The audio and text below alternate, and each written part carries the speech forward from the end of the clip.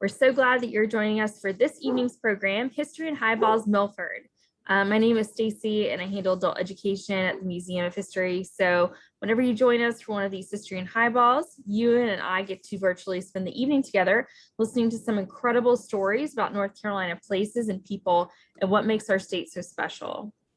If you enjoy tonight's program, we invite you to head over to the museum's website at www.ncmuseumofhistory.org, where you can learn about our upcoming programs, exhibits, and digital resources. This is also where you can find more information about shopping in our wonderful museum shop and joining our North Carolina Museum of History Associates. Our associates and foundation provide crucial funding and support to the museum, which, in addition to many other things, helps make programming like this evening's program possible. We would also like to thank those of you who donated funds towards this evening's program. We continue to do our best to keep our programming free to attend, but there are costs associated with keeping our series going, and we just continue to be so thankful for your generous support of the museum and its programming. A few quick housekeeping items for this evening. We ask that you please keep your mics muted throughout the entirety of the program, and to please type any questions that you have for our guest speaker into the chat function located at the bottom center of your screen. At the end of the program, our intern Alexandra will ask our speaker as many of your questions as time allows. Also, a special note, as part of tonight's program, we have a book available in our museum shop entitled Adventures with Old Houses by Richard Hampton Ginrette. There's actually an entire chapter devoted to Milford with beautiful photographs of the house inside and out.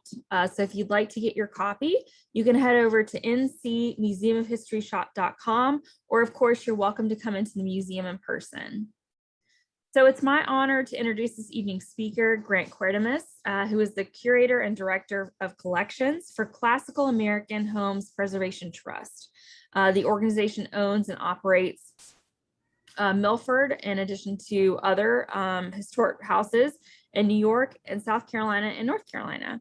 Prior to his arrival at CAHPT in August of 2020, he served as curator of Tudor Place Historic House and Garden, a National Historic Landmark in the Georgetown neighborhood of Washington, D.C. for 5 years.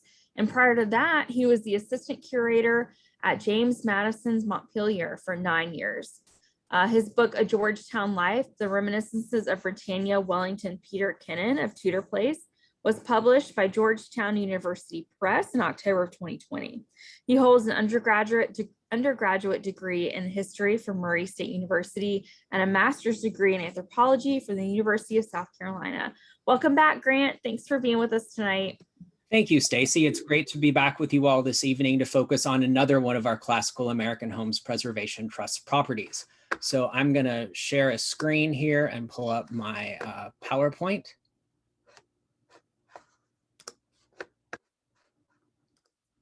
So let me get, okay, except we're not, excuse me just a second, we're not at the beginning for some unknown reason. Yay, technical difficulties. Okay. Again, as I said, I'm very happy to be back with you all this evening to take you on a virtual visit to Milford. Located in Sumter, South Carolina, Sumter County, South Carolina, excuse me, Milford is considered to be the finest example of residential Greek Revival architecture in the United States. Our founder, Richard Hampton Ginrette, acquired Milford in 1992, calling it his personal Taj Mahal, later donating the property and its collection to the foundation he created, Classical American Homes, to preserve and protect the historic properties he restored. What makes Milford so significant among historic houses is the amount of documentation that survives about its design and construction, such as the 1839 specifications seen here, surviving ornamental details in the main house, and original outbuildings like the Gothic spring house.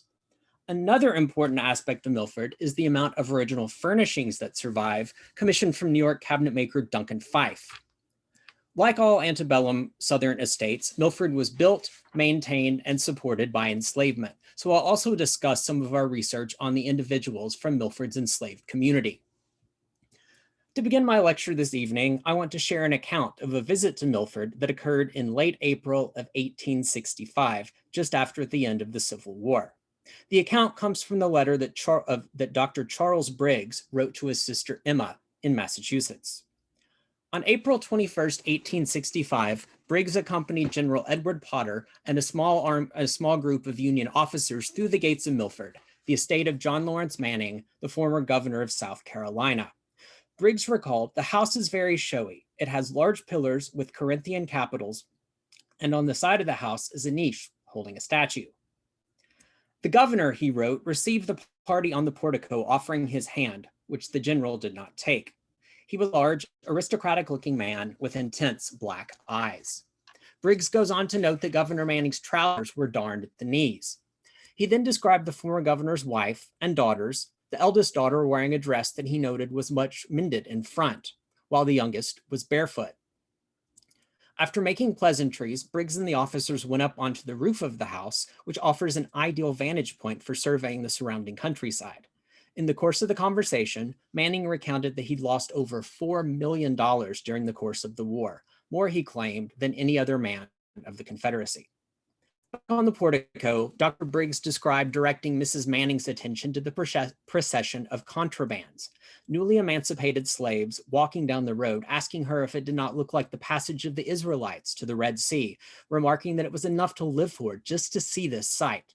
General Potter and his troops had liberated nearly 5,000 enslaved individuals from this region of South Carolina in the 16 days of plantation raids prior to their visit to Milford. 25 years earlier, Milford had been constructed for John Lawrence Manning and his first wife, Susan, both of whom were in their early 20s at the time and enormously wealthy. The scale and design of the house, the finishes and decor, as well as the surrounding landscape, were all purposely designed and arranged to make an impression. However, travelers also noted Milford's remote location, the extravagant expense required to construct it, and its size, all combined to give the property the nickname Manning's Folly. Upon seeing Milford in 1843, Virginia agronomist Edmund Ruffin commented, "With all my admiration of its beauty, I could not but condemn the building in its location as a waste, which even the great wealth of the proprietor cannot serve to justify." In order to understand Milford, you have to understand the man who built it and the source of the wealth that made it possible. Born in 1816, John Lawrence Manning was the scion of one of the most politically prominent families of South Carolina, who would produce 6 governors. John Lawrence Manning was a namesake for both of his grandfathers, John for his maternal grandfather, John Peter Richardson, and Lawrence for his paternal grandfather, Lawrence Manning, an Irish immigrant and veteran of the American Revolution who later became a South Carolina planter. John's father, Richard Irvine Manning, served in the War of 1812 and was a successful Sumter County planter as well. In 1814, he married a cousin, Elizabeth Pear Richardson, and John Lawrence Manning was the eldest of their 9 children.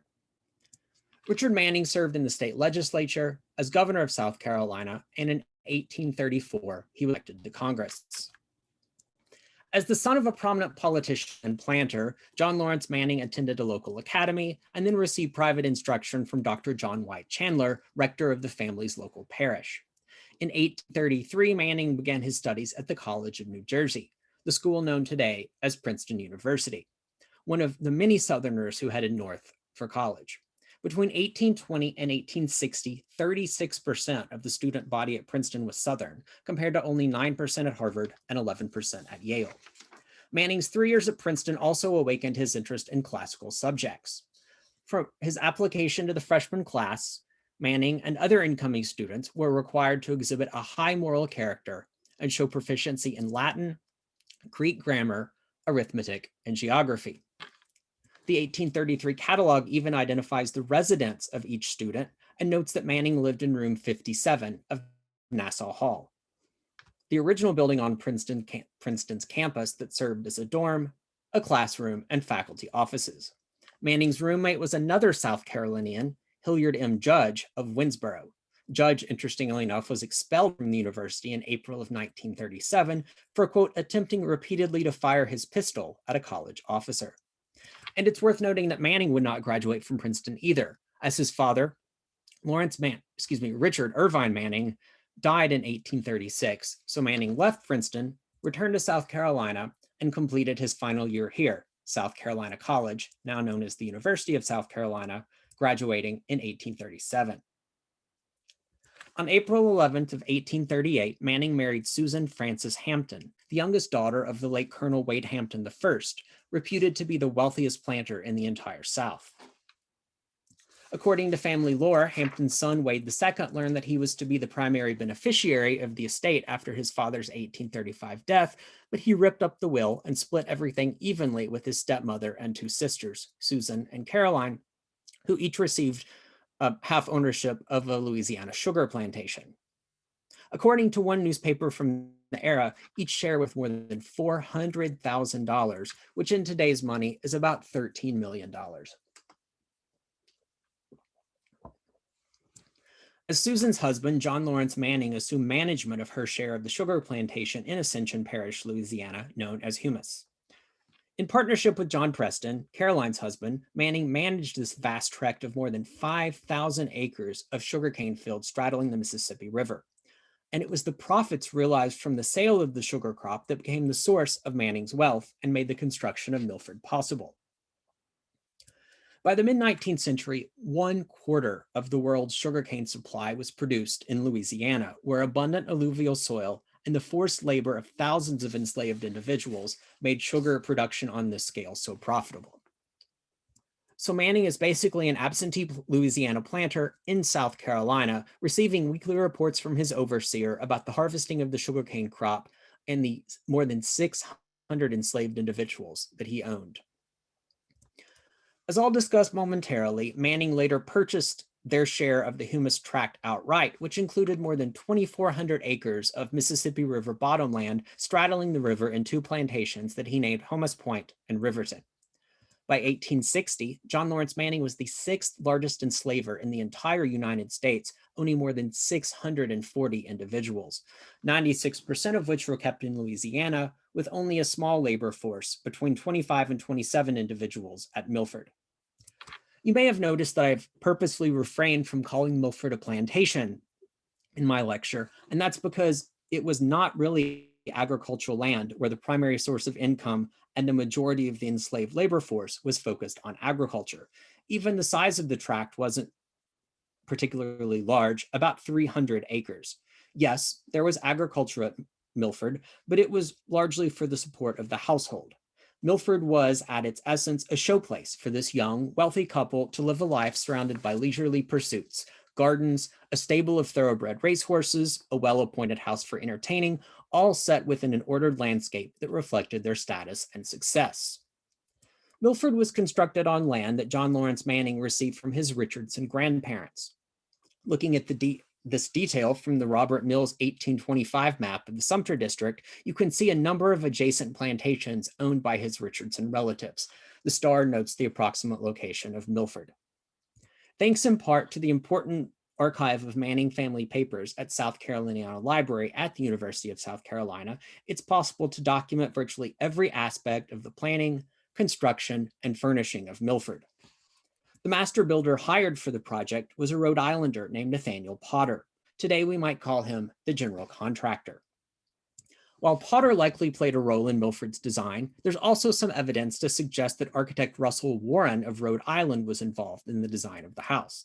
There are several references in Potter's accounts to paying a Mr. Warren, and both Warren and Potter were Rhode Islanders, and Potter had previously served as a general contractor on other Warren projects.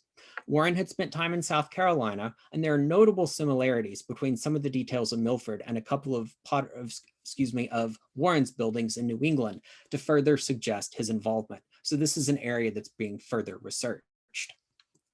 Potter was in South Carolina because he had recently completed the Charleston Hotel, a magnificent Greek Revival building designed by Prussian architect Charles Reichardt. The fashionable hotel on Charleston's Meeting Street had a colonnade of 14 Corinthian columns raised on a loggia of square piers and a low-pitched pediment.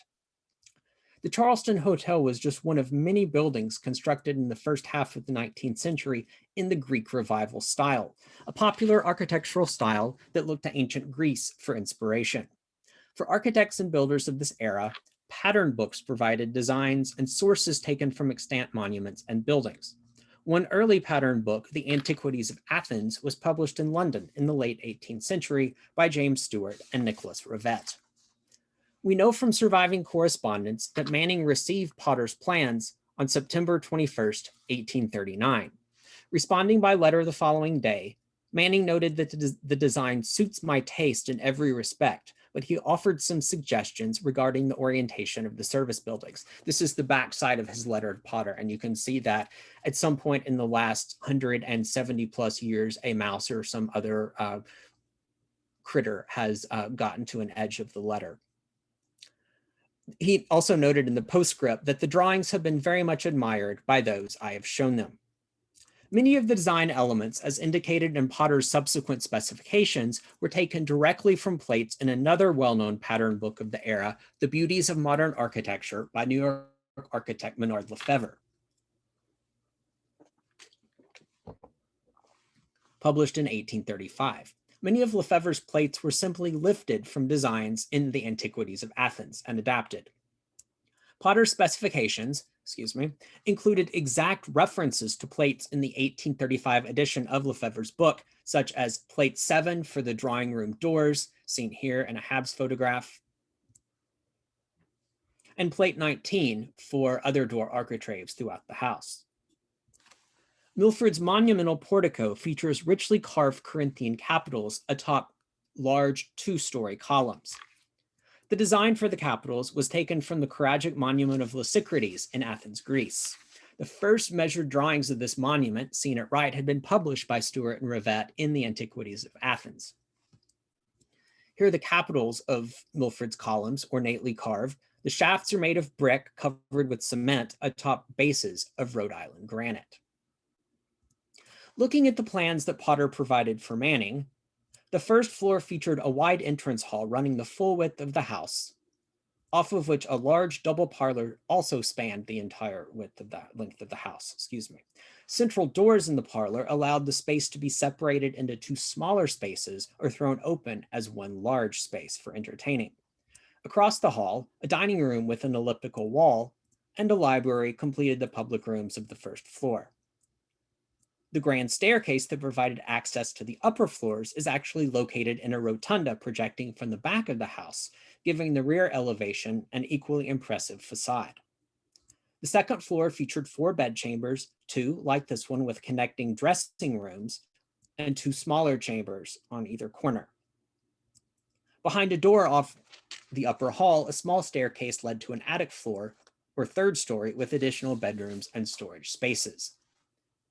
Now, the main house was only one building on Milford's landscape, flanked by symmetrical outbuildings, including a kitchen and laundry seen here, that were both connected to the house by a covered loggia. Additional buildings in the rear yard served as living and workspaces for the enslaved domestic workers. Milford was designed to make an impression from the minute you entered the property. The front gates seen here featured Egyptian pylons, and just inside, a porter's lodge with recessed Ionic columns flanking the front door. From there, the winding drive described by Briggs led to the house. Behind the main house and some of the other buildings I described was a temple-formed stable built to house Manning's thoroughbred racehorses and the family's collection of carriages and tack. In addition to being visually impressive, the house would also feature the latest technology. A hot air furnace, as it's described in the accounts, supplied warm air through brass grates like this one in the center hall, similar to a system that Manning had seen at the New Jersey governor's mansion when visiting as a student. A gravity-fed system of lead pipes and a water ram allowed water from a nearby spring to be collected in the water tower and then fed to the kitchen and laundry.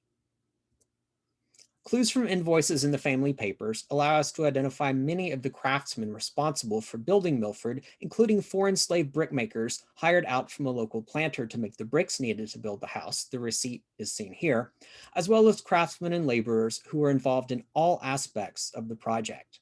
These documents provide us with a trove of information and allow us to put names with many of the occupations and tasks required to build Milford.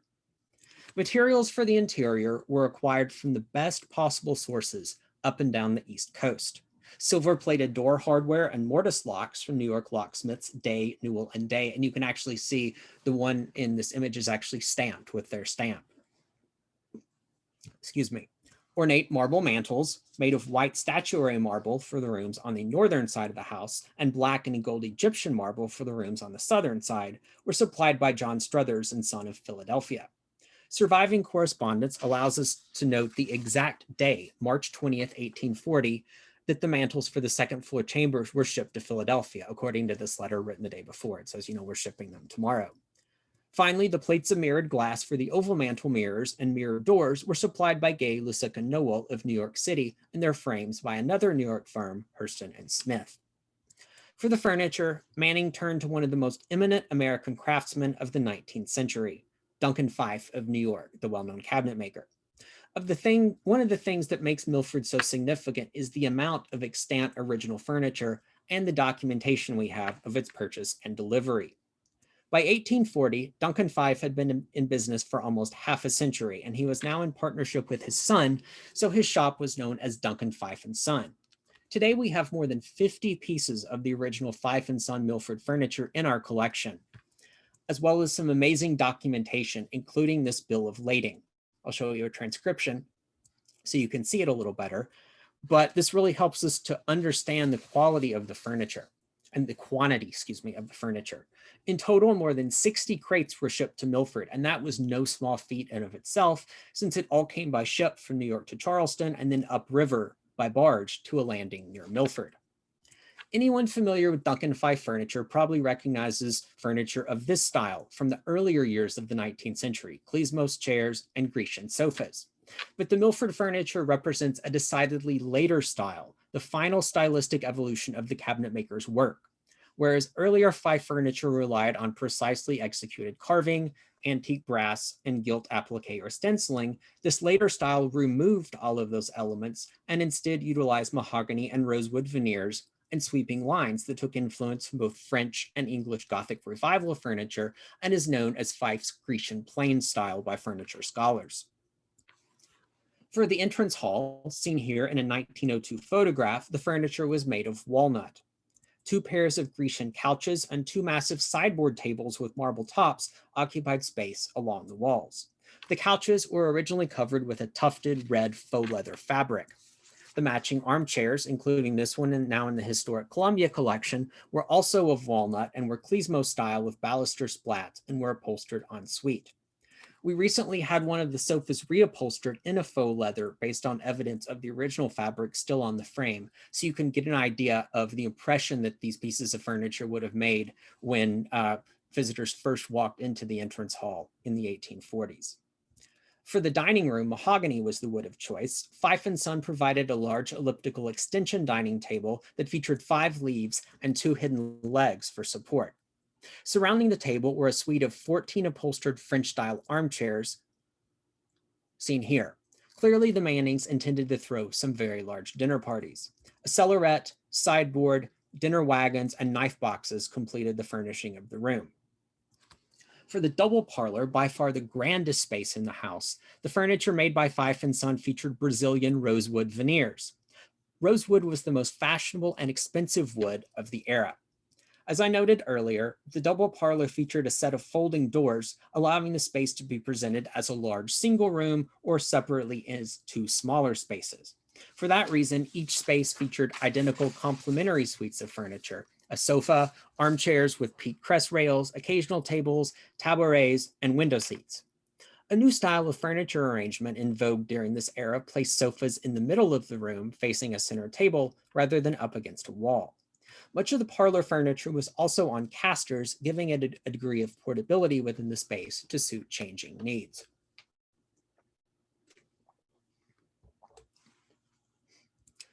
The sofas featured bands of flat molding and C-scrolls to define the contours and legs. The next form of seating furniture seen here was known in the period as an ottoman. It was always placed against the wall and featured a low sprung upholstered seat with straight backs on which loose pillows would have been arranged for sitting and lounging. Each of the 4 parlor windows featured a window seat, 3 of which remain in the collection at Milford. The 4th window now in the collection of the Metropolitan Museum of Art, revealed the original silk damask fabric, which originally covered all the upholstered furniture in the double parlors. The fabric features a meandering floral pattern in gold on a crimson background and was reproduced by the Met as part of their Duncan Fife exhibit in 2011.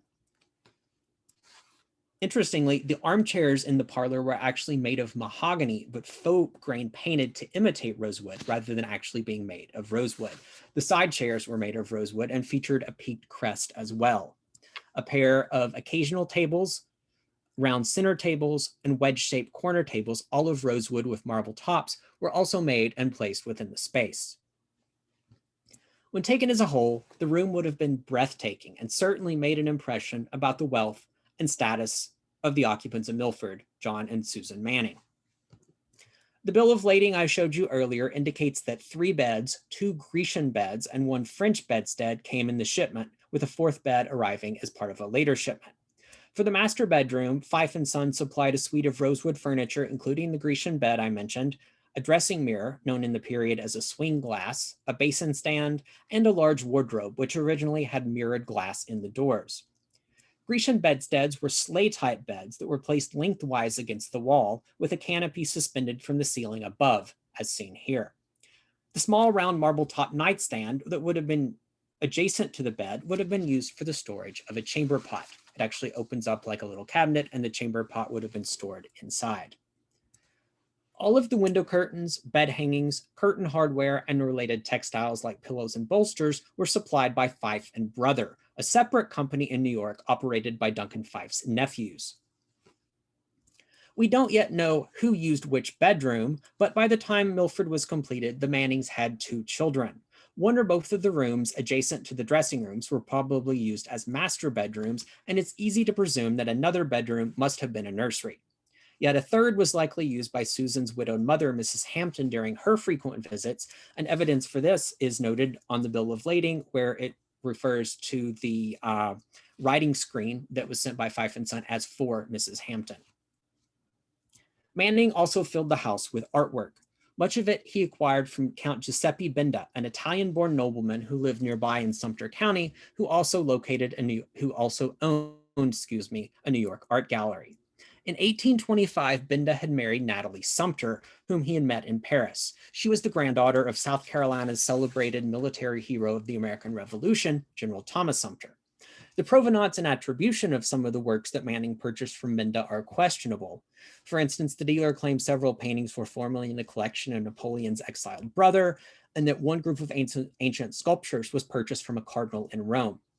This suggests that while Manning had the means to acquire numerous European works of art, he had yet to develop the discerning eye of a seasoned collector. But it's pretty remarkable, though, when you realize that he's actually in his 20s when he's making most of these purchases.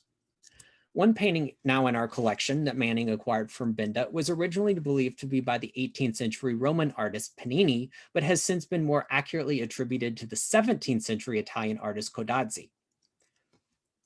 These ancient sculptures that Manning acquired from Benda are, for lack of a better term, married pieces, excavated 1st or 2nd century Roman heads joined to 18th century marble shoulders, which makes them fascinating just for that very reason. But questionable provenance aside, Manning clearly used the art to help him further realize his vision for Milford for, as what one scholar has called, the embodiment of classical taste in America. Manning also continued to patronize his artist friend James DeVoe. Manning first set for DeVoe in 1838 in New York City, and later invited the artist to Sumter County, where he painted other members of Manning's extended family. While I've spoken at length about John L. Manning's desire to establish Milford as a reflection of his personal status and taste, we can't discount Susan Manning's role. Called Sue by the members of her immediate family, she was cultured, well-educated, and well-traveled. Remember, I said that her father was probably the wealthiest planter in the entire American South. Little is known about her formal schooling, but she was known to play the pedal harp, which also suggested some degree of musical instruction as well. Susan and her enslaved lady's maid Delphia were encountered by Anna Maria Calhoun, seen here, the daughter of John C. Calhoun, during an 1836 trip to New York. The two were part of a group, including Susan's mother and sister, that traveled to Saratoga Springs and then Boston and on to Philadelphia. In October of 1845, Susan was in Columbia at her mother's house for the birth of the Mannings' first child. She actually later died from a complication of the delivery on October 31st of 1845, and she was only 29 years old. John Lawrence Manning, also 29, was now a widower with 3 small children under 6 years of age. Susan's death was actually part of the reason that Manning bought out their share of the Louisiana plantations 2 years later in 1847. While he inherited all of Susan's property according to South Carolina laws, their Louisiana land was governed by that state's legal code, which allowed real property to remain a woman's property even after her marriage and at her death, inherited by her children. So for 2 years, Manning acted as a trustee for his children for the period until he purchased the property outright.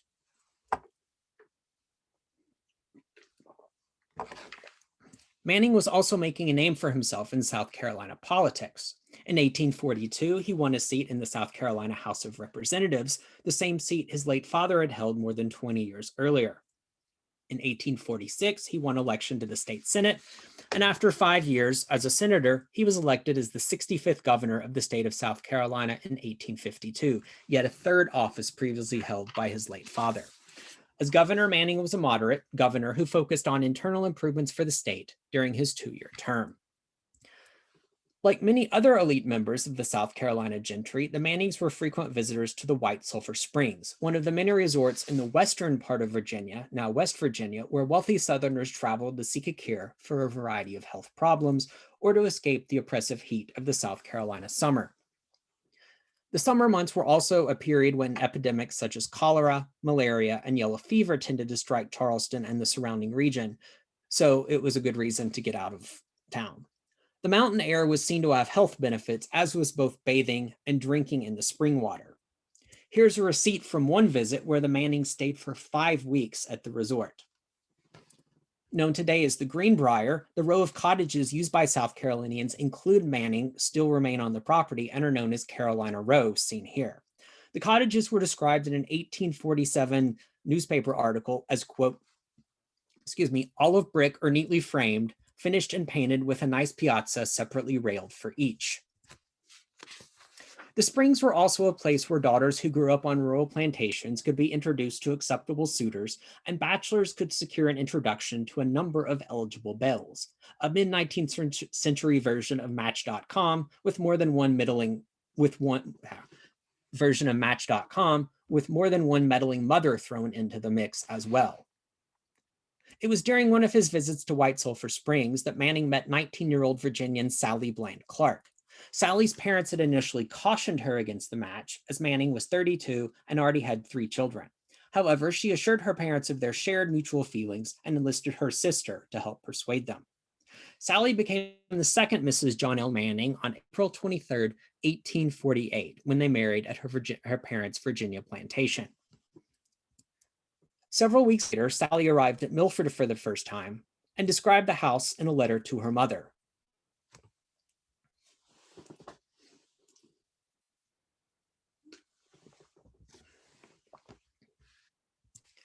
By 1860, John Lawrence Manning was one of the wealthiest men in South Carolina and someone who continued to profit immensely from enslaved labor. He was actually the wealthiest signer of South Carolina's Ordinance of Secession, seen here, and you can see his name adjacent to that of his uncle and another previous governor, John P. Richardson, just above his. During the Civil War, Manning served briefly as an aide-de-camp on the staff of Confederate General Beauregard. In Charleston at the outbreak of the Civil War, Manning appears frequently in the diary of another officer's wife, Mary Boykin Chestnut, the diarist whose account of the Civil War era South has been an important resource for Civil War scholars. Their friendship included a bit of flirtatious banter on Manning's part, though Chestnut clearly enjoyed the attention and once referred to Manning in the privacy of her diary as, quote, the handsomest man alive. In recalling the bombardment of Fort Sumter the day after it occurred, Chestnut noted in her diary that, quote, John Manning seems quite delighted to have found out experientially that he can be cool under fire. However, after a brief stint as Beauregard's aide-de-camp, as I mentioned, Manning returned to the state Senate for the duration of the war. As I noted at the beginning of my lecture, Manning told Dr. Briggs and several of the other officers that he'd lost more money, he claimed, than any other man in the Confederacy. But what you should realize is that virtually all of that lost wealth was in the form of slaves and thousands of acres of land in Louisiana. In South Carolina, the register of the Manning local parish reveals which of its enslaved members departed at the time of Potter's raid, including a woman named Nora, who was formerly enslaved by John L. Manning. The economic system in which Manning accrued his wealth and ran his plantations, wholly reliant on enslavement, was gone. Briggs' 1865 description of the former governor in trousers with patched knees is quite the contrast to the earlier portrait of the stylishly adorned dandy painted 27 years earlier by James DeVoe. On May 29, 1865, President Andrew Johnson issued a proclamation of general amnesty that pardoned anyone allied with the Confederate States. However, individuals who fell under certain categories, such as members of the Confederate government, were exempted and had to make a personal appeal directly to the President of the United States. Manning was required to do so because he fell under Section 13 as a person whose estimated property value exceeded $20,000. On April 28th, he wrote the letter that you see here to President Johnson from New Orleans, interestingly, having both the mayor of New Orleans and the governor of Louisiana provide recommendations and attestations for his pardon. I suspect the reason he was making the claim in Louisiana was an attempt to get back some of the plantation land that he had lost.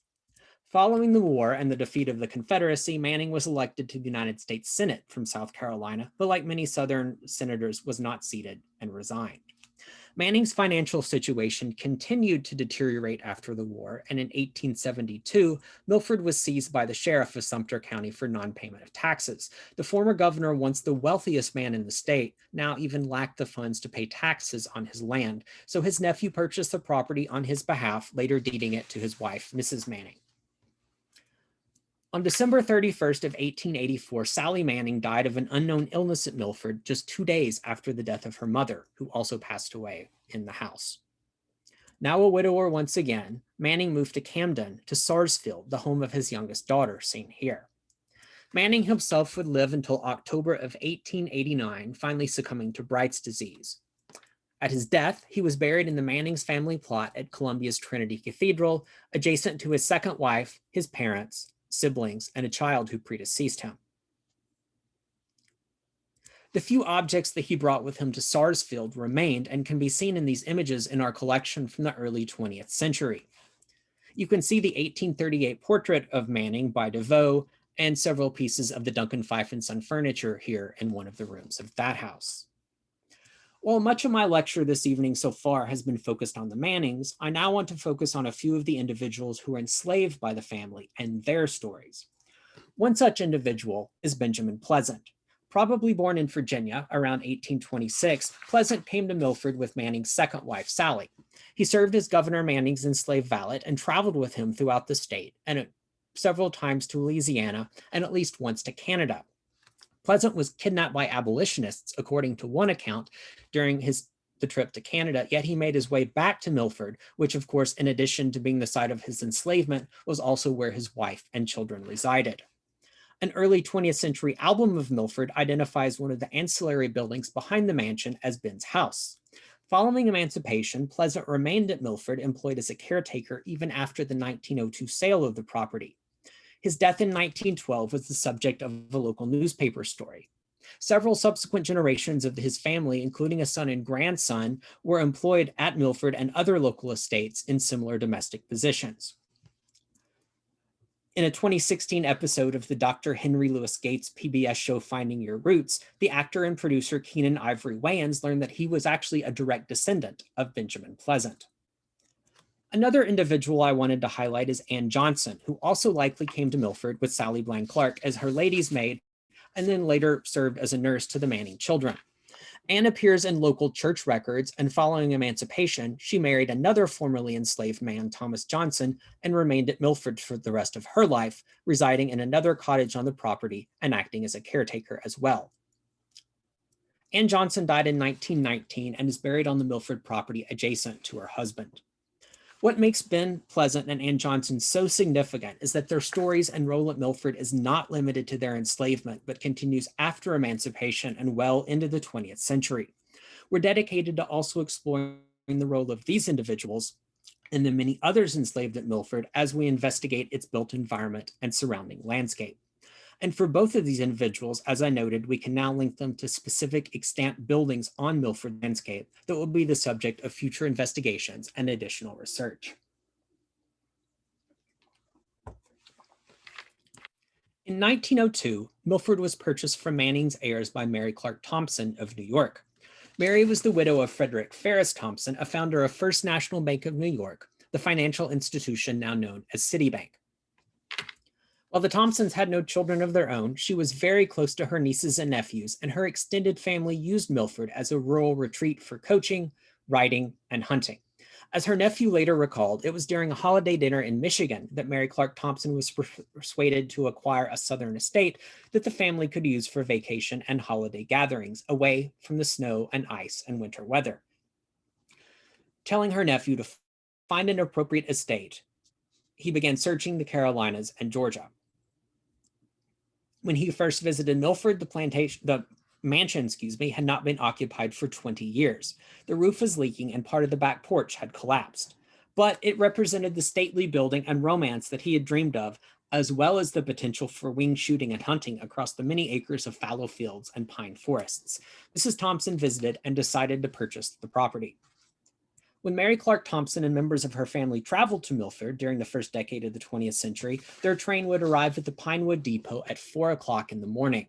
The stove in the station's waiting room was lit, and the family sat around it, warming until first light, when a wagon and team of mules was sent from Milford to convey them down the sand roads from the depot to the estate. Albums of photographs formerly owned by Mary Clark Thompson and now in the collection of Williams College depict Milford during the first decade of the 20th century and provide an important visual record of the house and the surrounding landscape, as well as those images of individuals I mentioned, including Benjamin Pleasant and Ann Johnson. At the time of Mary Clark Thompson's death in 1923, her nieces and nephews inherited Milford, constructing additional cottages for their families and adding modern conveniences to the main house. In 1992, Thompson's descendants sold the 300-acre parcel containing the mansion and other historic buildings to Richard Hampton Jenrette. By this time, Jenrette already owned 5 historic houses in New York, North and South Carolina, and on the Caribbean island of St. Croix. But as he later wrote in his book, Adventures with Old Houses, Milford was too appealing. He undertook renovations to the house and the surrounding landscape, adding more modern conveniences and even adding a swimming pool. And with his partner, Bill Thompson, they tracked down and acquired original furnishing, including numerous pieces of the Duncan Fife and Son furniture, as well as Manning family portraits, and returned these objects to the house. Bill also designed many of the custom carpets that are now found in the rooms at Milford and selected fabric for the reupholstering of the Fife furniture. So like the Mannings and Mary Clark Thompson, they left their own mark on this amazing house. In 2008, Jenrette gave Milford and its collection to Classical American Homes. Today, it's one of the 4 historic properties that we oversee and preserve, and in non-COVID times have open for visitation. But even though the property is currently closed for visitation, our investigations are still ongoing. One current project focuses on the classical stable located to the rear of the mansion. Architectural investigations by my colleagues have uncovered some interesting details about its construction and how the specifications provided by Nathaniel Potter were not always followed when the building was built. Whereas Potter suggested a roof made of cypress shingles, physical evidence in the form of nail patterns on the roof suggests that a metal roof has always been utilized for the building. The reason for this alteration is unknown, but it may be possible that metal just worked better with the low-pitched stable roof. Milford is also serving as a learning laboratory for the next generation of students in the fields of historic preservation, architectural history, and the study of decorative arts. Earlier this year, students from the Clemson College of Charleston Joint Graduate Program in Historic Preservation completed a historic structure report for Milford, focusing on its construction and documenting its existing conditions and materials, as well as completing measured drawings of the house. The family papers I mentioned earlier are also yielding some interesting discoveries for me about objects in the collection, like this silver chest that's also found in the dining room. I recently found an invoice in the papers that allows us to identify the source of the chest as Charleston silversmiths Hayden and Gregg, who were also the source for the 36 full place settings of flatware Manning acquired. Manning actually paid $35 for the velvet lined mahogany case and was charged next to $3 for the silver engraved nameplate bearing his name. Milford's a remarkable house and property, and its preservation is really the result of three individuals. First, there was John Lawrence Manning, and while I recognize that he had the vision and resources to construct and furnish this grand house, it was actually his financial ruin at the end of the Civil War that directly led to the preservation of its interior and its furnishings. Without money to make improvements or refurbish the house, the circa 1840 furniture and much of those original decorative elements remained. Dick Jenrette writes that he found a number of pieces of the original Fife & Son furniture just stored up in the attic. Then you have Mary Clark Thompson, who along with her family used Milford as a sporting retreat, adding modern conveniences like bathrooms and later air conditioning to the main house. And it wasn't just the main house that Mary Clark Thompson helped preserve. In addition to the Milford tract, Thompson also purchased additional adjoining plantations, including Hawthorne Hill and Bloom Hill, many of which were formerly owned by Manning's relatives. Today, much of this land is still owned by her descendants and not developed, therefore preserving thousands of acres of fields, swamps, and longleaf pine forest, as well as the historic viewscape around Milford. Last but not least, Dick Jenrette, who acquired Milford in 1992 and later gave the property and its collection to Classical American Homes Preservation Trust. As I mentioned, Dick and his partner Bill sought out and acquired original objects, including many of the pieces of Duncan Fife & Son furniture, and opened the house for visitation.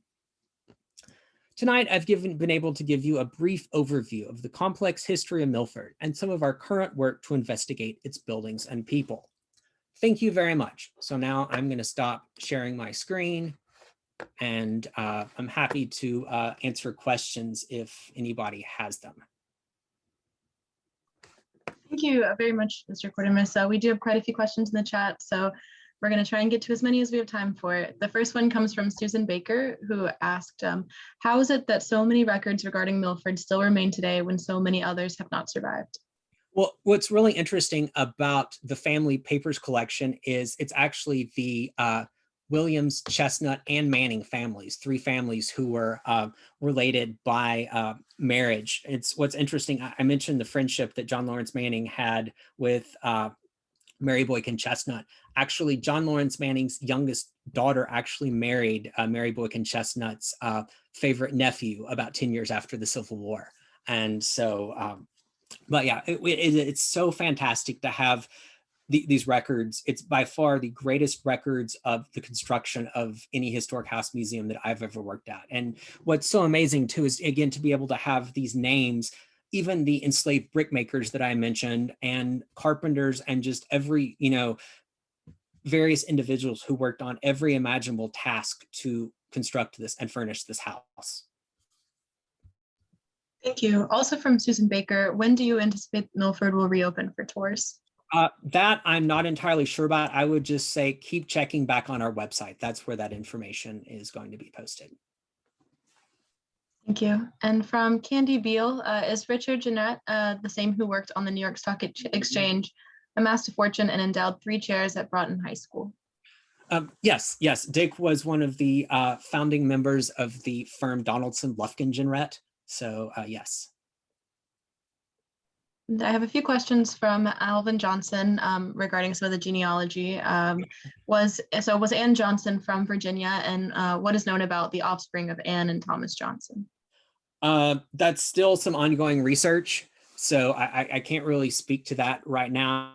But again, I will say that it's fascinating. One fascinating aspect of the Milford story is a number of these individuals, we can, tell their story beyond enslavement through emancipation and into the 20th century, and even look at their descendants and things. So that's definitely, like I said, some current research that's going on, in a very interesting story that we look forward to being able to tell. And on a similar note, do we know who Benjamin Pleasant's offspring were, or the spouse of Benjamin Pleasant? Yes, and that I'm embarrassed to say her name is escaping me right now, but yes, that information is known. Thank you. And the next question comes from D. Green, who said, thank you for this very informative program. Would you repeat the name of the book that includes the Milford Hall photos? that Stacy, include the Milford Hall yes, photos. yes. Okay. Yeah, Dick Jenrette wrote Adventures with Old Houses, and I believe, as Stacy mentioned, you all have it available in the museum shop. So it's a fascinating book because in the book he really looks at all of these houses that he acquired and renovated and furnished, including a number that those that we have today, as well as other houses that he resided in New York and subsequently sold and moved into other houses. But yeah, it's really fascinating. And the connections between some of these properties are really amazing too, that he didn't even realize until he started doing the research. And from Linda Wharton, why are the Corinthian capitals black? That is a good question that I believe paint analysis was done on them, but that's something that my architectural historian colleague could answer much better than I can. As the curator, I'm much more familiar with the objects located inside of the house. So again, I'm sorry I'm not able to answer that question as well. From Rebecca Jones, does Jenrette, sorry, I'm mispronouncing the name, Jenrette own the Roper House in Charleston? Yes, the Roper House is actually one of our other classical, well, yes, he did own, but he left it to Classical American Homes as well. And Roper House is actually going to be the subject of my next lecture here in our series in, I believe, September. Yes, I'm going to make sure to tune in for that to hear more, to learn about the Roper House. From William Malloy, he says he has a letter from Manning to Beauregard at the end of the war looking for his horses. What should he do with this letter written from Milford? I would be very interested in seeing that. So please, sir, if you would send me an email, my email address is on our website. I would be very interested in seeing an image of that letter and talking with you about it. And Brenda Pollard asks, how was Dick able to purchase the house? And are there more books or coffee table books that are available for purchase? I'm trying to think if there are any other book. Oh, another book that I'll mention, and I realized I cut off before I showed my slide, which was sort of my further reading slide. But let me actually pull that up just so I can look at it. But there's a great book that's called Greek Revival America by Roger Kennedy. And I would also recommend Peter Kinney, one of our former Classical American Homes co-presidents. When he was at the Met, they did that fantastic exhibit, Duncan Phyfe, Master Cabinet Maker in New York, and the catalog for that exhibit still exists and is available, and it's got some great information about the Milford furniture. Because again, as I said, the Duncan Phyfe and Son furniture made for Milford is so different from that earlier style of Duncan Phyfe furniture, and it's really an interesting contrast to that earlier style of furniture. And there's some great information about that in that book as well. The next question comes from Susan, who asks if the cemetery on the estate includes Manning family members or just enslaved people. That actually is a cemetery associated with a church on the Milford property. But John Lawrence Manning, of course, his branch of the Manning family are all buried at Columbia at what's now Trinity Cathedral. Interestingly, his first wife is buried there as well, but adjacent to her other Hampton family relatives instead of with the Mannings. Oh, apologies. From D. Green, has noted the use of Milford with a double L versus Milford with a single L. What is the source for the differences in spelling, and why were both spellings used? I know that the Clark family tended to use the Milford with one L spelling, and I know that Mr. Jenrette used the Milford with two L's, and the Manning did as well. So that's the reason that we go with the 2L'd Milford. But the other thing to remember is historically, you see variations in spelling. There was not a lot of standardization of spelling in the 19th century. As Stacy mentioned in my introduction, I previously worked at James and Dolly Madison's Montpelier, and there was all sorts of variations of how Montpelier was spelled. Another good example of my very first lecture for the museum, I talked about Ayr Mount, our property in Hillsborough, and there's even variations on how Ayr Mount is spelled. Ayr Mount is two words historically. So yeah, that's a 40-minute answer to a 10-second question. But thank you. Is there a connection of the Manning family to the St. Mark's Episcopal Church near there? Did the Mannings attend St. Mark's? Yes, they did. I know he donated to the organ that was put in the church and supported I believe the current St. Mark's building dates to 1855. And there are a number of Manning family members and Richardson family members in the adjacent cemetery as well. And it was the rector of St. Mark's who served as Manning's tutor before he went to Princeton, Dr. John White Chandler. Okay, and in perfect timing, that was the last question in the chat. Thank you again, Mr. Quertermous. Well, thank you very much. It's been a pleasure to be here. And I'll tell people that we're actually next month unveiling a redesigned Classical American Homes website. So I want everybody to be sure to check that out. And again, that's the best place to go for information about reopening. So. That's so exciting, Grant. Thank you for letting us know about that. I'm going to definitely check that out myself. Thank you for this wonderful virtual trip to Milford. We appreciate it, and we're so looking forward to your next lecture with us. We can't wait. And thank you to all those of you who joined us this evening. We hope to see you at our next History and Highballs, the Adosia Burr and the Nag's Head Portrait, happening Tuesday, August 26th at 7 p.m. via Zoom. We hope that all of you have a wonderful evening, and we'll see you soon. Take care, everybody. Have a good night.